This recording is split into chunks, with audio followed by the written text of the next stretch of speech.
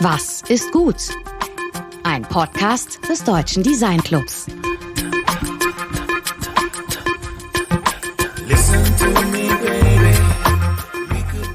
In unserer heutigen Sendung geht es mal wieder um das Thema Haltung im Design. Ist es möglich, die eigene Kultur zu wahren und doch Teil einer neuen zu werden? Sind Minimalismus und Einfachheit dasselbe oder eben gerade nicht? Welche Rolle spielt Zeit für Designentwürfe? Und was findet eine Portugiesin besonders gut? Willkommen im DDCAST.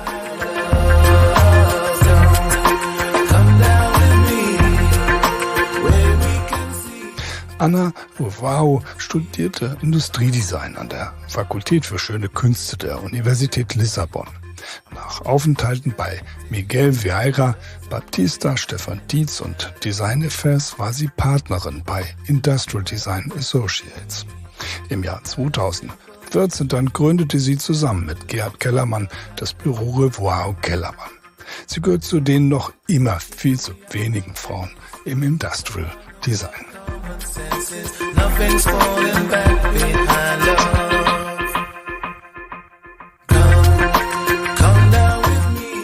Wir freuen uns bei dieser Sendung auch über die Zusammenarbeit mit der Munich Creative Business Week.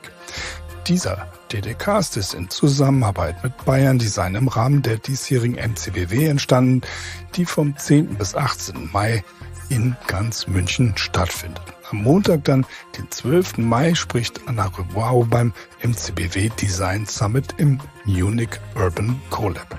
Seid live dabei und sichert euch eure Tickets unter mcbw.de. Mit Ana Relvão spricht jetzt mein Kollege Georg Christoph Bertsch.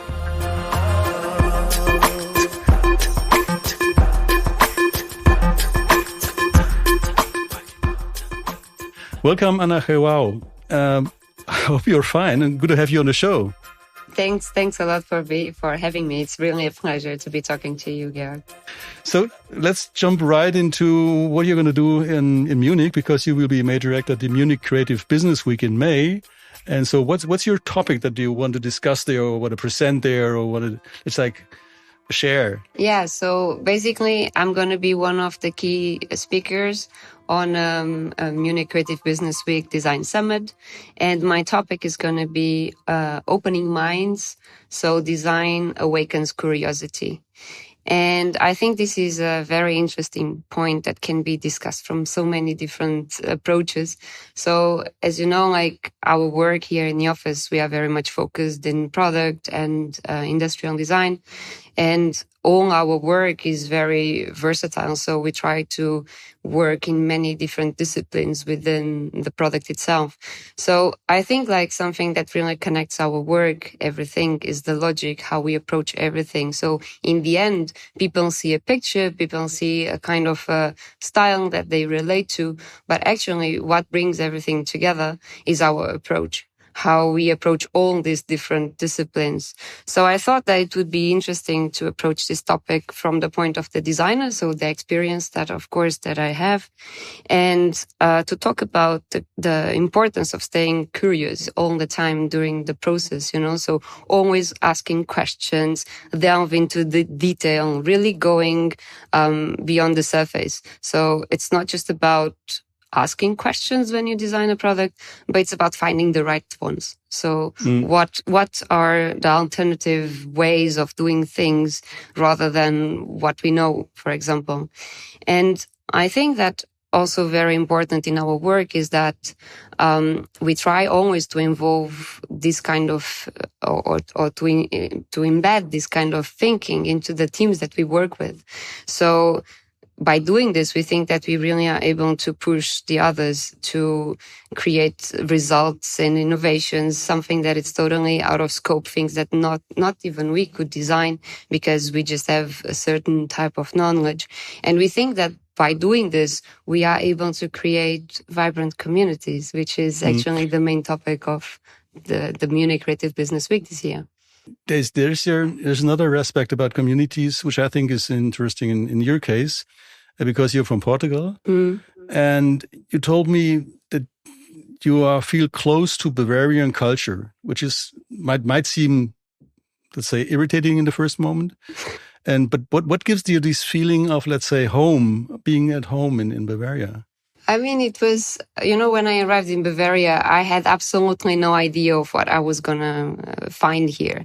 And of course, as a Portuguese, I think like, okay, I'm going to go to Germany. It's going to be a very cold kind of approach. Everyone is really so distant. I mean, that's the kind of idea that you have as a South European. And when I arrived here, I was doing an internship at Stefan Diez. And it was really interesting because there were many moments that I felt that I was the German while they were so open, so joyful. And that was something that I liked very much. And it was interesting to me as well that everyone that I got to know in Munich at the time was like that. So I felt that warmth that actually I was used to in Portugal.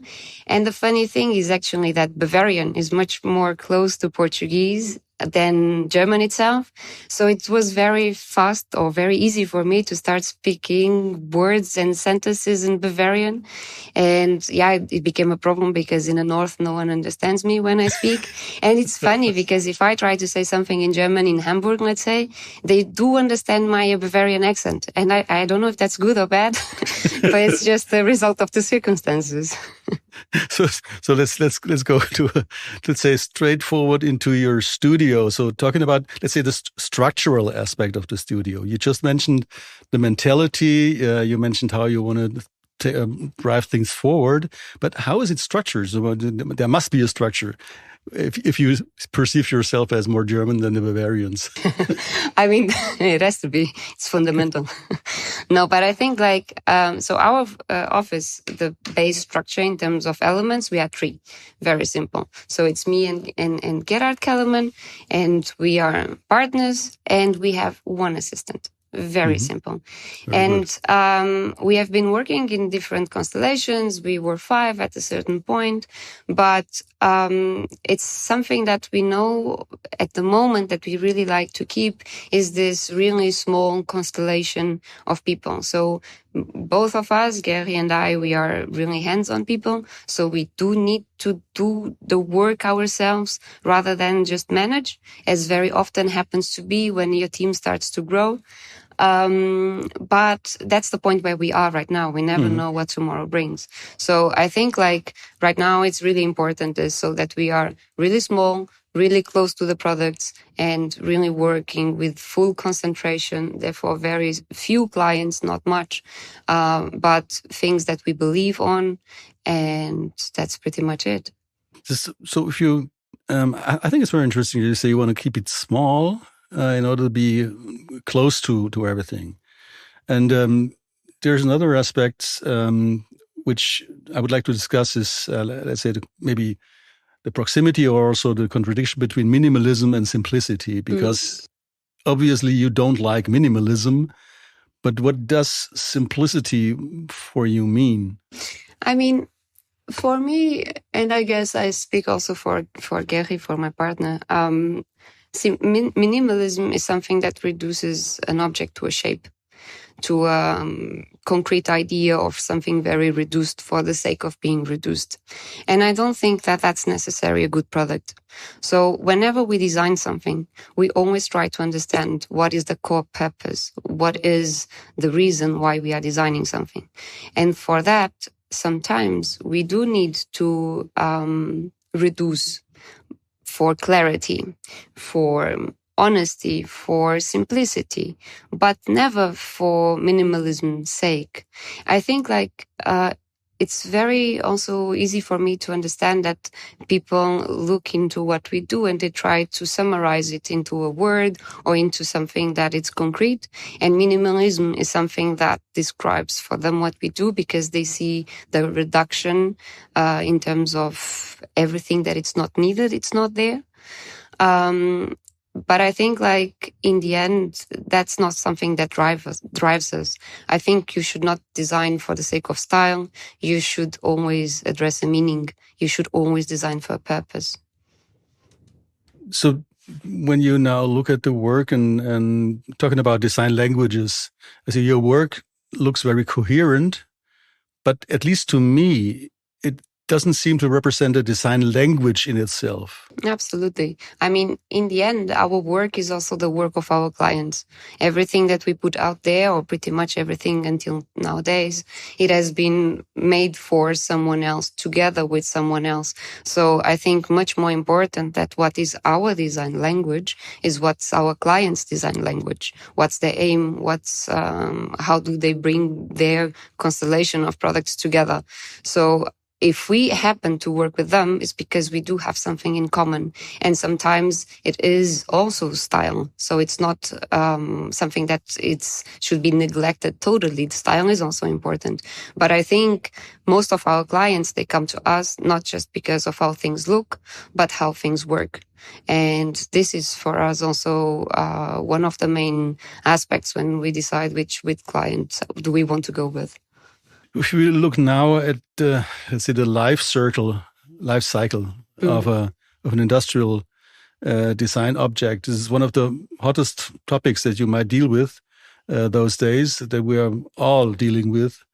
And so how do your clients react when you not only design the object, but in a way the entire supply and recycling, upcycling chain with the goal to establish a cradle-to-cradle system? I mean, this is something might be seen kind of like offensive by one client or the other. So how do you deal with that topic? I think that starts immediately from the beginning with the client that we select to go with, and they select to come with us.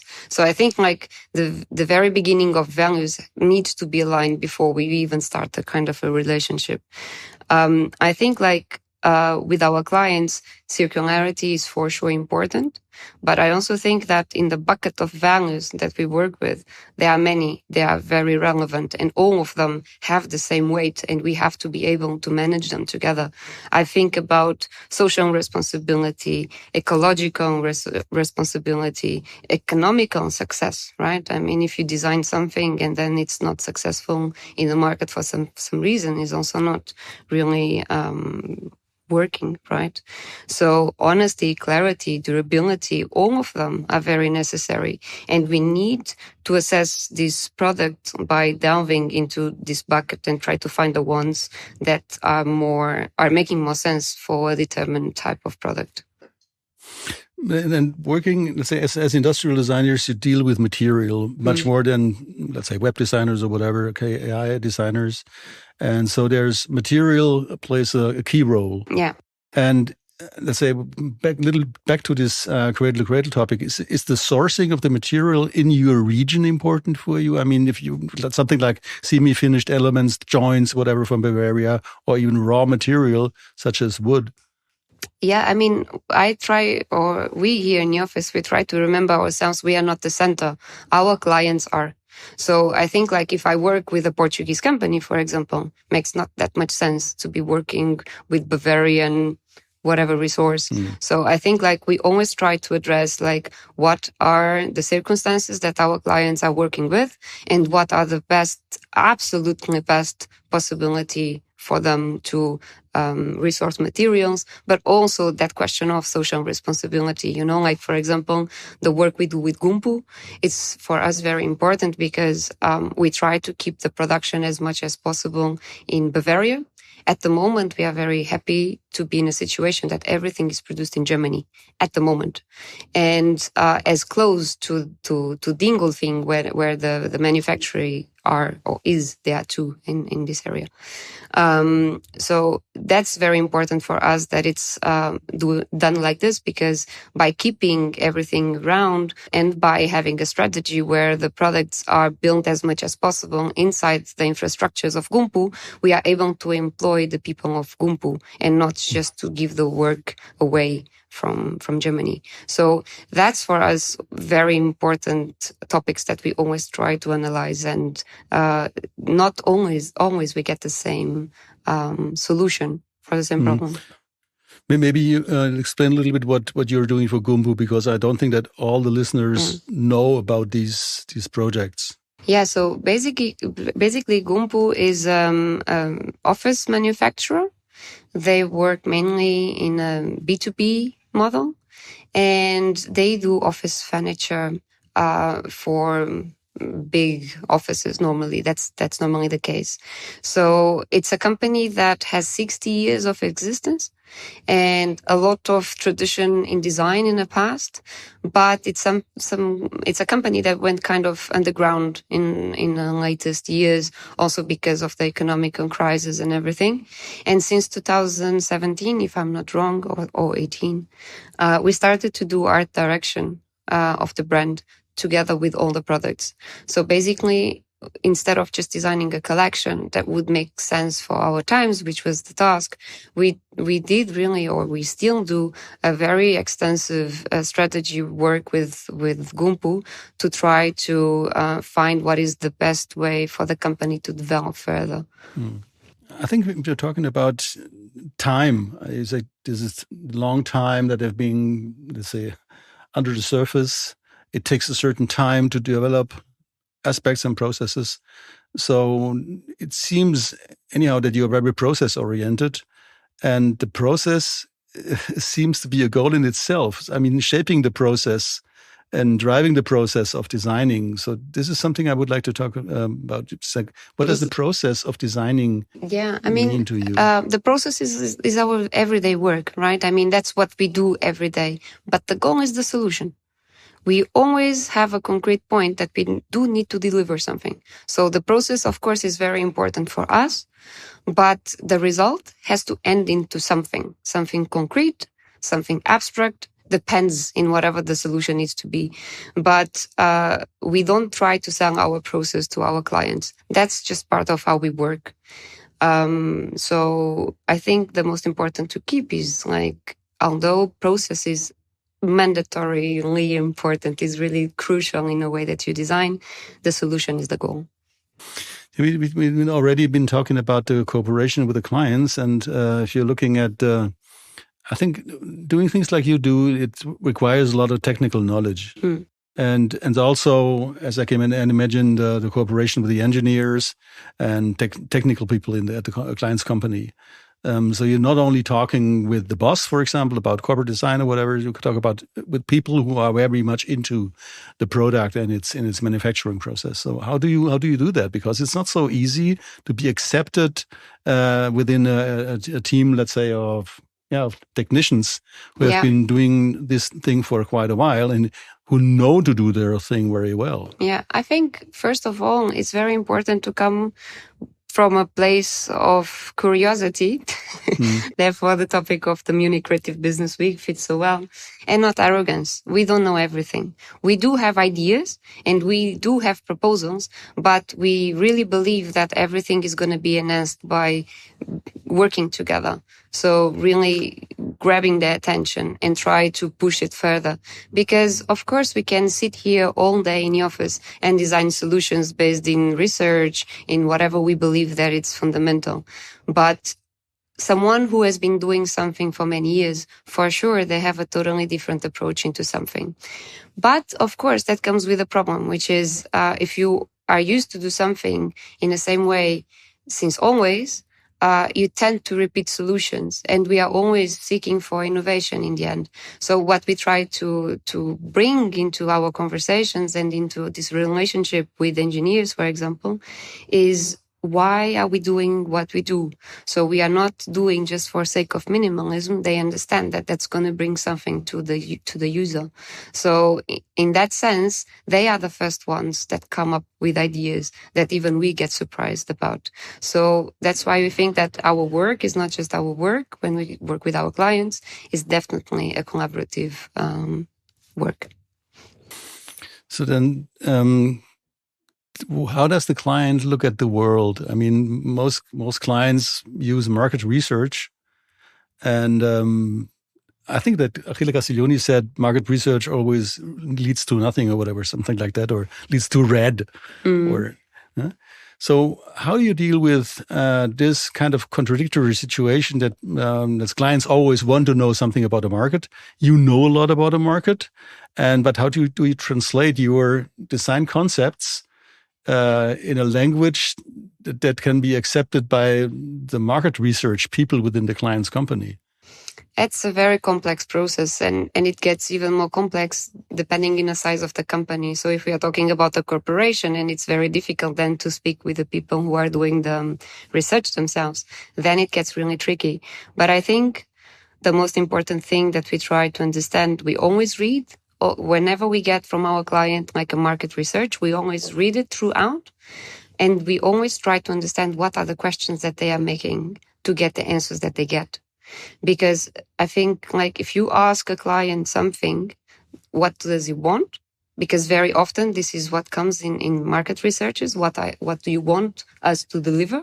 The client is going to say something. You start the process of developing, and in the moment that you developed it, they want something else because they know much more. So I think that it's very important to understand that the user does not design. You design. So we invent the future, let's say it like that. So we are thinking ahead, thinking about the problematics that we need to solve. And we believe that the user is going to be needing that thing. So I think that that's the contradiction. And market researchers, sometimes they do not get it because their task is just to ask very concrete questions.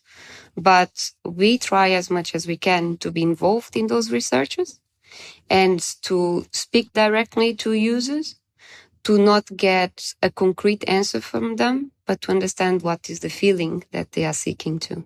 Mm-hmm. That's cool. So, but okay. I've got a personal question. Why in first then did you come to Munich? I mean, it's not, let's say, the normal, let's say, way. Maybe from Portugal you would rather go to Madrid, to London, but why Munich? Yeah, I mean, I won a grant from the Portuguese Ministerium of Culture to do an internship wherever in the world. I was very young, 23, if I'm not wrong. Mm-hmm. And I didn't know exactly what I want to do. So I was still searching. I still am forever, I think. But I think that at the time, I was really interested in design critique, in writing, in philosophy even. And I thought maybe I try to go to New York to learn then later. And I did send a lot of portfolios. And no one called me back. And I was really kind of disappointed, like, what's happening? I mean, I thought that my work is not so bad. Why is it that no one is calling me? And then it came to my mind that maybe it's a problem of visa. So, I mean, just to do an internship is maybe something not so easy. So I will try to do it in Europe. And for that, I will apply to 3 of the studios that I like the most. One of them was Stefan Diez in Munich. Mm-hmm. So I came here because I liked the work and not because I was seeking to find a city that I would connect to. And in the end, I think that both happened. So I did understand that the work here is relevant to me, also because the connection to industry is so big, so that you can design much more than furniture, but also home appliances, for example, kitchen systems by now. And then you also have the other side that I really enjoy very much about Munich, which is the calmness. So here I found that it's a city that it's so well organized, so clean, so secure that you really can concentrate in what you are willing to. And in my case was to work. So that's the reason. And, so this is the being in a place. Coming to a place is one thing.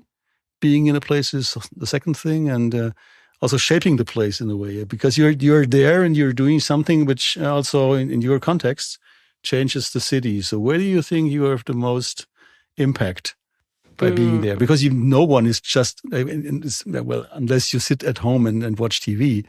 But what do you contribute in a way? What do you bring with you? I don't know exactly what I bring, and this is something that I'm trying to always find the meaning.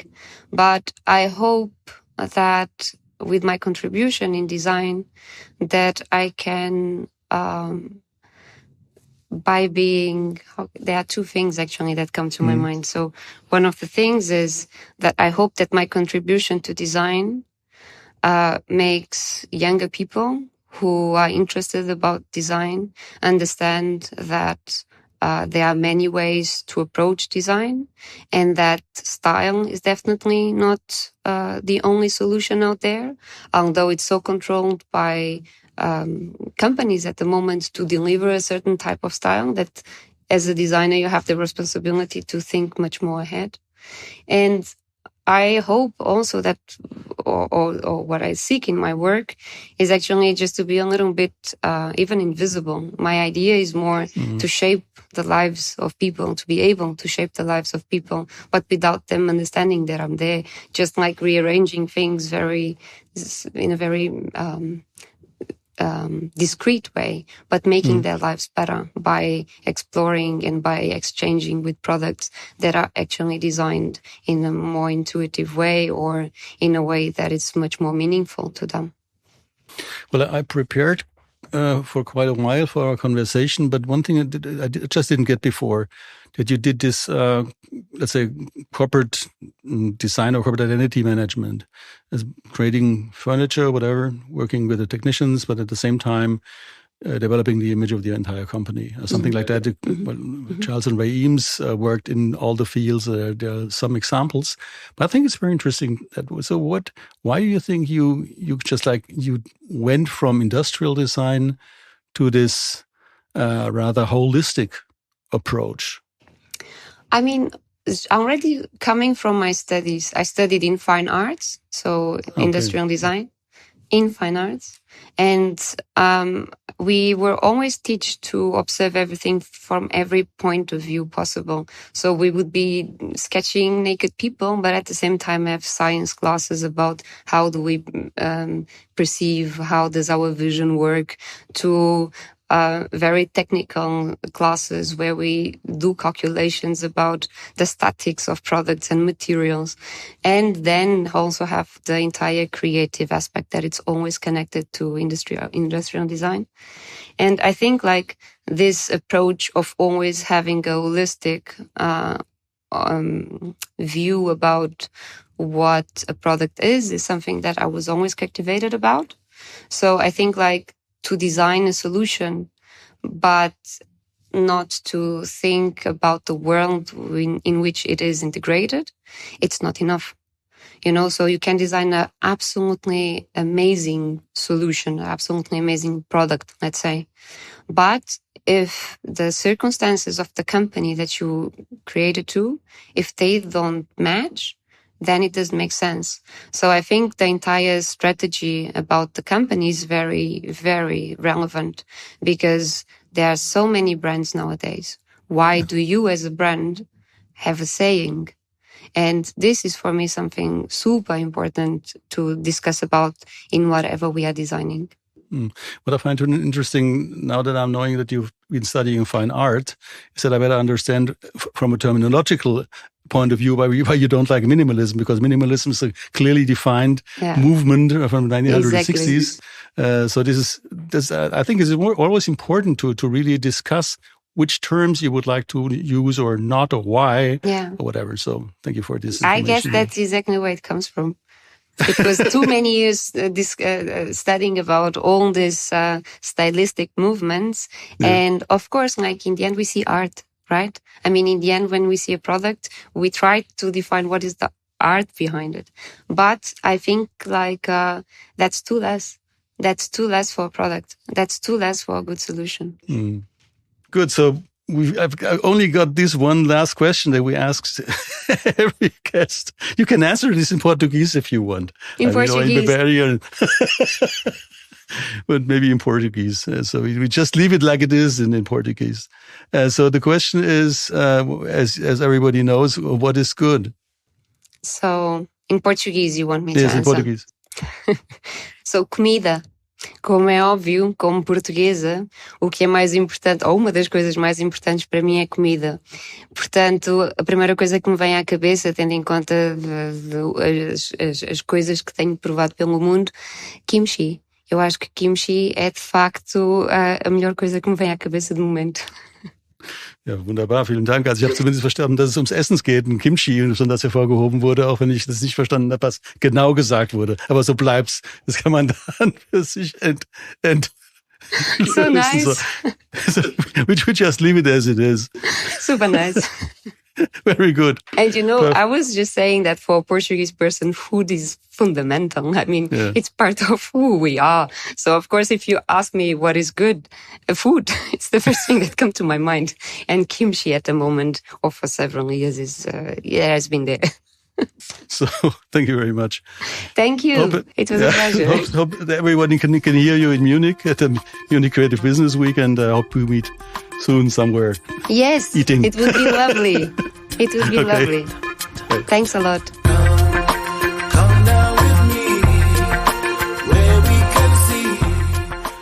Das war Ana Relvão im Gespräch mit Georg. Unsere Ausgabe 220 ist in Zusammenarbeit mit Bayern Design im Rahmen der diesjährigen Munich Creative Business Week entstanden, die vom 10. bis 18. Mai in München stattfindet. Das vielfältige Programm mit spannenden Design-Events findet ihr auf mcbw.de. Wir sind sicher, dass ihr dort die Themen findet, die euch interessieren. Sehr herzlichen Dank fürs Zuhören. Wir wünschen euch wie immer alles Gute und eine kreative Woche. Eure DDCAST-Redaktion.